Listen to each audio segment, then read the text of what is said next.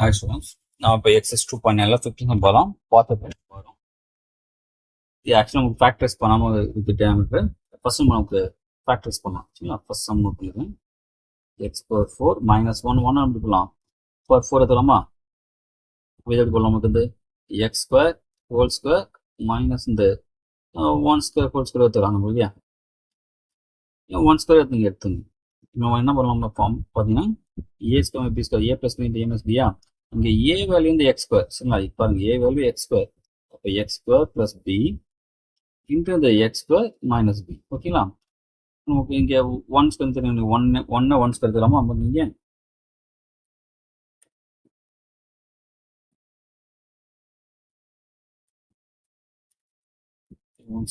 அடுத்து இங்கே 1 by X square plus 1 into இது என்ன பண்ணலாம்? நமக்கு இந்த X plus A plus B இந்த எம்எஸ் அகைன் நம்ம ஃபார்முலேட் பண்ணலாம்.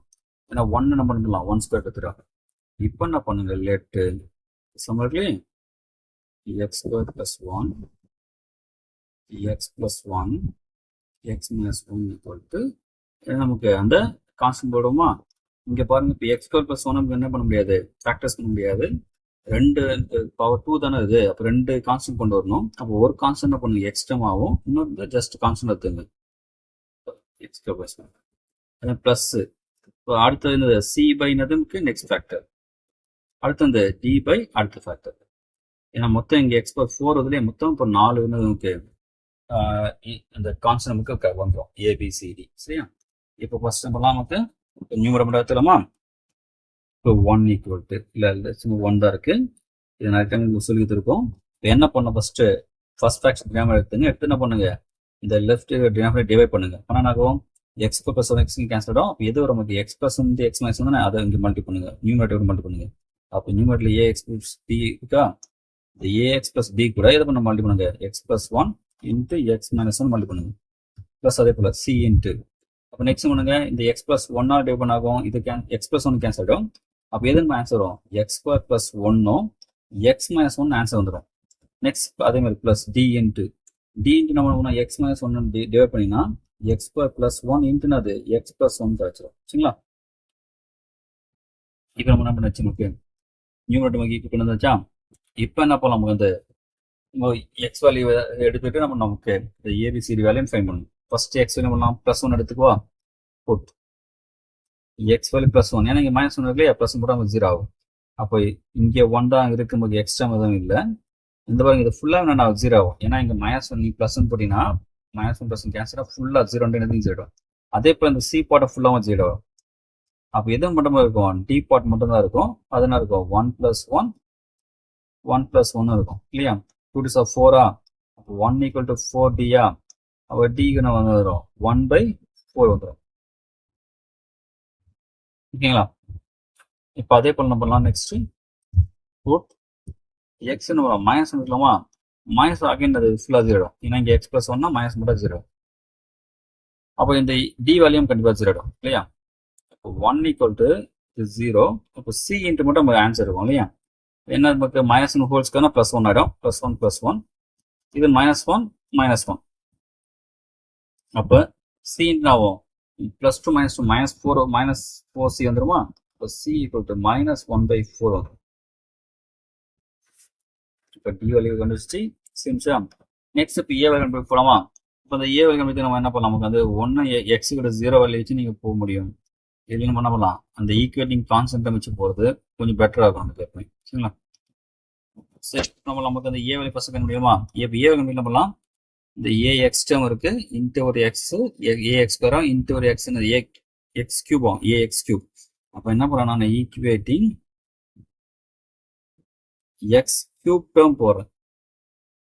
இப்போ என்ன ஆகும்னா லெஃப்ட் சைடு எதுவுமே இல்லை, எக்ஸ் கியூப் டேர்மே இல்லை. ஏன்னா 1 எடுத்துறாதீங்க. நம்ம கோஎஃபிஷியன்ட் எக்ஸ் கியூப் டேர்ம் தான் வரும். எக்ஸ் கியூப் இல்லாதப்போ 0 கோஎஃபிஷியன்ட்ஸ் இல்லையா? ரைட்ஸ் இங்கே வரும் ஏ வந்துருமா? அதுமாதிரி சி எக்ஸ் ஸ்கொயர் இன்ட்டு எக்ஸ்ன்னு வரும். நமக்கு சி எக்ஸ் கியூப் வரும். ஆனால் சி எடுத்துக்கிறோம். அது dx square into dx square into ஒரு எக்ஸ் கியூப் வரும். அப்போ நமக்கு அந்த டி டேர்மை நீங்கள் தெரியும். ஆல்ரெடி நமக்கு ஏ சியும் டியும் தெரியுமா? அப்போ சப்ஸ்டிட் பண்ணுங்க. இப்போ +1/4 -1/4 அது 2 கேன்சல். நமக்கு இப்போ ஆன்சர் ஏ வந்து 0. நெக்ஸ்ட் ஒன்று பெண்டிங் பி மட்டும் பெண்டிங் இருக்கா? இப்போ பி என்ன பண்ணுங்க, இது பி கூட எக்ஸ் டேர்ம் இல்லை, அப்போ நம்ம கான்ஸ்டன்ட் டேர்ம் ஈக்குவல் பண்ணலாம். Equating constant term. Equating constant term பண்ணி நமக்கு left side one constant term தானே, ஒன் எடுத்துங்கன்னா இப்போ இங்கே பாருங்க, இங்கே பி ஏஎக்ஸ் வராது. ஏன், ஏன்னா ஏஎக்ஸ் இருக்கும்போது அது எக்ஸ் கியூப் டேர்ம்ல வரும், இல்லை எக்ஸ் ஸ்கொயர் டேர்ம்ல வரும். ஆனால் கண்டிப்பாக கான்ஸ்டன்ட் வராது. இப்போ பி இன்ட்டு ஒன்று பி ப்ளஸ் பி இன்ட்டு மைனஸ்னா மைனஸ் பி. அப்போ இங்கே என்ன வரும், மைனஸ் பி தான் கான்ஸ்டன்ட் டேர்ம் வரும்.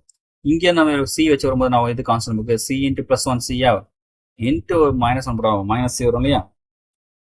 உங்களுக்கு புரியல ஒன்றும் இல்லை, எக்ஸ்பேண்ட் ஃபுல்லாக எக்ஸ்பேண்ட் பண்ணி பாருங்க, அப்போ நம்ம இங்கே உங்களுக்கு கிடைக்கிற வேலையும் உங்களுக்கு ஈஸியாக கிடச்சிடும்.